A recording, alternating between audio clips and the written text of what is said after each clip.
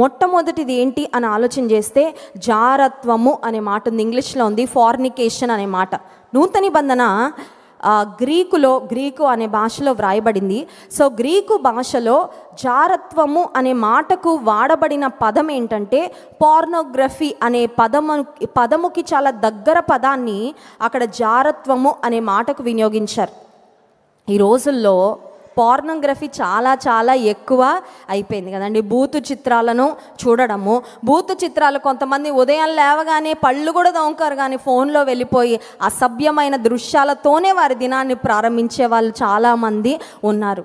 ఈ రోజుల్లో 55% డివోర్సులు ఎందుకు జరుగుతున్నాయి అంటే ఒక రీసెర్చ్లో తేలిన విషయం ఏంటంటే 55% డివోర్సులు భార్యాభర్తలు ఒకరి ఎడల ఒకరు అపనమ్మకత్వంగా ఉండడం వలన కుటుంబాలు విచ్ఛిన్నం అయిపోతున్నాయి అనే భయంకరమైన మాట. చూడండి, ఈ రోజుల్లో కొంతమంది యవనస్తులు ఎలా తయారైపోయారంటే మాకు పెళ్ళే వద్దంటున్నారు.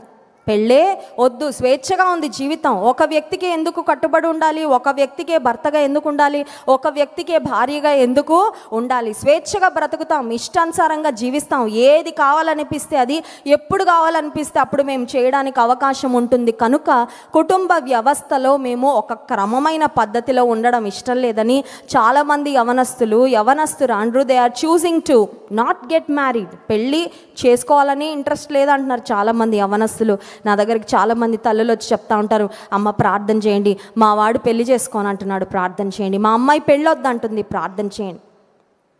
పెళ్ళిళ్ళు అవుతున్న వాళ్ళ సంగతి ఏంటంటే దేవుడిచ్చిన భర్తకు భార్యకు నమ్మకస్తులుగా ఉండకుండా, దేవుడిచ్చిన కుటుంబ జీవితంలో నమ్మకంగా ఆయనను సేవిస్తూ కుటుంబంగా ఆయనను అనుసరిస్తూ సాగిపోకుండా మరొకరితో స్నేహము, మరొకరితో సాంగత్యము, రహస్యమైన పాపాలను చాలామంది తమ జీవితాలను ఎంటర్టైన్ చేసి ఫైనల్లీ ఒకరోజు రహస్యంగా ఉన్నది ఏది కూడా బయటపడకుండా ఉండదు కదండి. రహస్య జీవితం ఎప్పటికైనా బహిర్గతం అవుతుంది.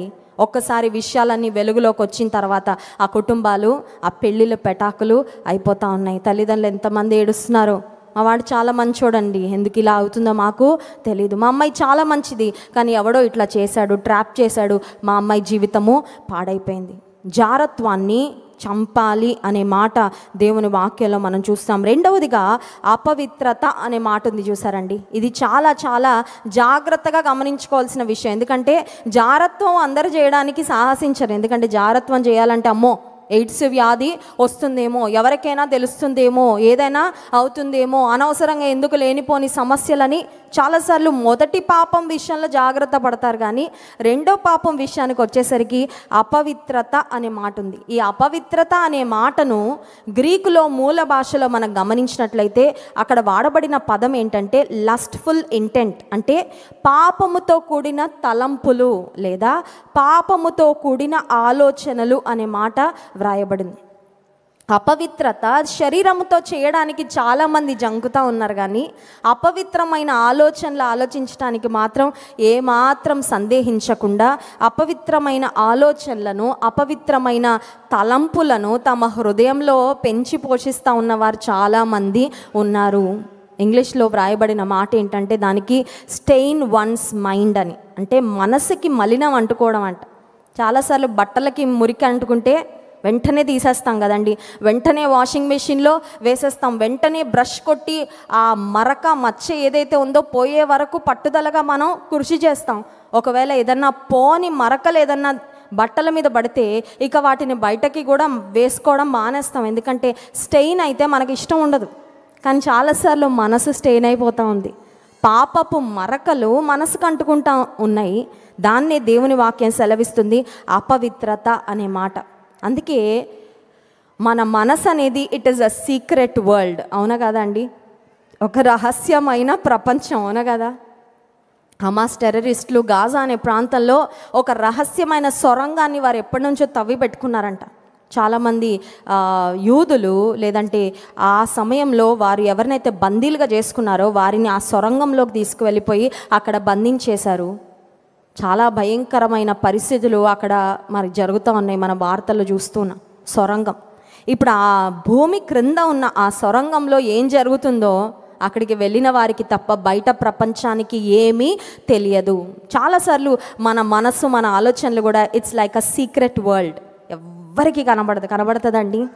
కొంతమంది ఉంటారు మనసు తెరవరు, అసలు ఎవ్వరికి చెప్పరు, ఎవ్వరితో పంచుకోరు. గడిచిన వారంలో ఒక యవనస్తురాల్ని వాళ్ళ పేరెంట్స్ నా దగ్గర తీసుకొచ్చారు. మాట్లాడండి అమ్మ, ఒకసారి ప్రార్థన చేయండి అని తీసుకొస్తే ఆ అమ్మాయి చాలా తక్కువ మాట్లాడుతుందండి. అని దేవుడు నాకు ఇచ్చిన కృపను బట్టి ఒక్క మాట మాట్లాడినా కూడా నేను చాలా ఈజీగా అర్థం చేసుకోగలను పరిస్థితిని. ఎంత ఎక్కువ మందిని కౌన్సిలింగ్ చేస్తూ ఉంటాను. సరే, ఆ అమ్మాయి మాట్లాడిన కొన్ని మాటల్లోనే ఆమె పరిస్థితి ఏంటి, ఆమె మానసికంగా ఎలాంటి స్థితిలో ఉందో దేవుడు నాకు తెలియపరిచినప్పుడు ఆమెను బలపరిచి కొన్ని మాటలు చెప్పి ప్రేయర్ చేసి పంపించా.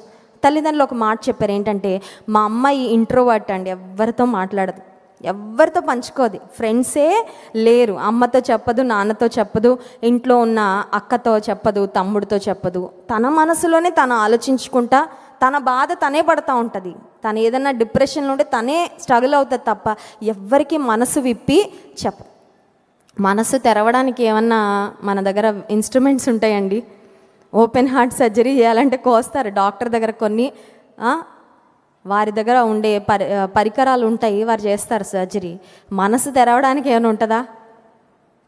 మనసు కొంతమంది లాక్ చేసి పడేస్తారు. మనసు ఒక సొరంగంలాగా ఆ లోపల ఆ పవిత్రత అంతా పెంచి పోషిస్తా బయటికి ఎవ్వరికీ తెలియదు. పైకి చాలా చక్కగా, చాలా నీట్గా, చాలా మంచిగా కనబడతాం.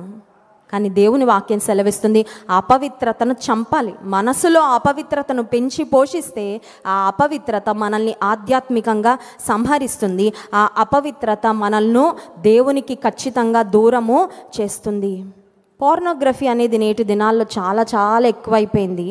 ప్రతి సెకండ్కు ప్రపంచవ్యాప్తంగా 28,258 మంది భయంకరమైన దృశ్యాలు సెల్ ఫోన్స్లో చూస్తూ ఉన్నారంటండి. ప్రతి సెకండ్కి 28,528 మంది భయంకరమైన చిత్రాలు ప్రతి సెకండ్ చూస్తూ ఉన్నారంట. ఇంకోటి ఏంటంటే, సర్చ్ ఇంజిన్స్ చాలా ఉన్నాయి ప్రపంచంలో. గూగుల్ సెర్చ్ అని, ఆ తర్వాత చాలా సర్చ్ ఇంజిన్స్ ఉన్నాయి. ఆ సర్చ్ ఇంజిన్స్లో కూడా ప్రతిరోజు చెడ్డ మాటలు, చెడ్డ దృశ్యాలు వెతకడం కొరకు 68 బిలియన్ సెర్చ్లు నడుస్తున్నాయంట. 68 బిలియన్ ప్రతిరోజు. సో యూ కెన్ ఇమాజిన్ పాపానికి డిమాండ్ ఎంత పెరిగిపోతుందో. అర్థమవుతుందండి? దేనికి పెరిగిపోతుందండి? పాపానికి డిమాండ్, అపవిత్రతకి డిమాండ్ ఎంత పెరుగుతుందో ఒకసారి ఆలోచించండి. నాకు ఉద్యోగం లేదు, నాకు ఉద్యోగం ఎలా వస్తుంది, లేకపోతే పలానా సమస్య ఉంది, దాన్ని ఎలా అవి కాదంట వెతుకుతుంది. భూతు చిత్రాలు ఇలాంటివి చూడాలనుకుంటున్నాను, నాకు ఇవ్వండి అని వెతుకుతున్న వారట ప్రతిరోజు 68 బిలియన్ సెర్చ్లు ఇంటర్నెట్లో నడుస్తున్నాయంటే అపవిత్రత రోజు రోజుకి ప్రపంచంలో ఎంత పెరిగిపోతుందో మనం ఆలోచించే. ఇంకొక భయంకరమైన విషయం ఏంటంటే, చాలామంది అనుకుంటారు పురుషులేనేమో భూతు చిత్రాలు చూసేదని. నేటి ఈ పోర్నోగ్రఫీ ఇవన్నీ చూస్తున్న వాటిలో 1/3 అంటే 1/3 విమెన్ చేస్తూ ఉన్నారంట, 2/3 ఏమో మెన్. పురుషులు 2 పాళ్ళు, ఒక 2/3 పురుషులు చూస్తుంటే 1/3 స్త్రీలు చూస్తూ ఉన్నారంట. అంటే అపవిత్రత ప్రపంచంలో రోజు రోజుకి ఎంత ఎక్కువ అయిపోతుందో ఒక్కసారి ఆలోచించాను. పాపం విషయంలో మనము జాగ్రత్త కలిగి ఉండాలి. పాపం విషయంలో ఖచ్చితంగా ఉండాలి. పాపం విషయంలో కఠినంగా ఉండాలి. అందుకే 51వ కీర్తనలో 10వ వచనంలో రాజైన దావీదు ఒక చక్కని ప్రార్థన చేస్తున్నాడు. దేవుని సన్నిధిలో అడుగుతున్నాడు. తన జీవితానికి అపవిత్రత అంటుకున్న తర్వాత చూడండి, 51వ కీర్తన, దేవా నా యందు శుద్ధ హృదయము కలుగచేయుము, నా అంతరంగమందు స్థిరమైన మనస్సును నూతనముగా, నా అంతరంగంలో స్థిరమైన మనసు ఇవ్వయ్యా, శుద్ధ హృదయం ఇవ్వయ్యా. దావీదు వెండి ఇవ్వయ్యా, బంగారం ఇవ్వయ్యా, నాకు అది ఇవ్వయ్యా, ఇది ఇవ్వయ్యా ఏం అడగట్లేదు. దావీదు ఏమడుగుతున్నాడు? దేవుని శుద్ధ హృదయం కావాలి. ఎందుకంటే నీకు ఇష్టమైనది శుద్ధ హృదయమే. నువ్వు ఉండేది శుద్ధ హృదయంలోనే. దేవుడు ఎక్కడ ఉంటాడండి? శుద్ధ హృదయంలోనే ఉంటాడు. అపవిత్రమైన హృదయంలో దేవుడు ఉండడు. పాపాన్ని చేస్తూ అపవిత్రమైన ఆలోచనలతో మరి బ్రతుకుతూ నాలో ఉండయ్యా, నాతో రాయి అంటే వస్తాడండి? రాడు, ఉండలేడు ఆయన. పవిత్రుడు, నిర్దోషి, నిష్కల్మషుడు, పాపులలో చేరక ప్రత్యేకముగా ఉన్నవాడు ఉండలేడు. నువ్వు పిలిచినా రాలేడు. అపవిత్రతతో నిండిన హృదయంలో దేవుడు ఉండడు, నివసించడు. అందుకే దావీదు ఆస్తిపాస్తులను అడగట్లేదు, ఐశ్వర్యం అడగట్లేదు, లేదంటే శత్రువులపై జయం అడగట్లేదు, ఆయుష్ అడగట్లేదు, ఇంకేం అడగట్లేదు. కానీ దేవా నాకు శుద్ధ హృదయము. ఉపవాస ప్రార్థనకు వచ్చిన మనము దేవుని అడగాల్సింది ఏంటంటే శుద్ధ హృదయము. I don't want to be stained by the sin of this world. పాపపు మరకలు అంటని హృదయం నాకు కావాలయ్యా. దేవుడు కోరుకుంటుంది కూడా అదే. హల్లెలూయా. పాపపు మరకలు అంటిన నీ రక్తముతో కడిగేసి నా హృదయాన్ని శుద్ధ హృదయంగా, మురికి హృదయాన్ని కడగడంలో దేవునికి మించిన వాళ్ళు ఇంకెవ్వరు లేరండి. హల్లెలూయా. కారు వాష్లు ఉంటాయి కదండి, ఎంత దుమ్ము కొట్టుకుపోయినా మన కారు వాష్లోకి షెడ్లో పంపిగానే వాళ్ళు మొత్తం సర్వీసింగ్ చేసి బయటకి ఇస్తున్నప్పుడు ఆ కారు ఎట్లా ఉంటుందండి?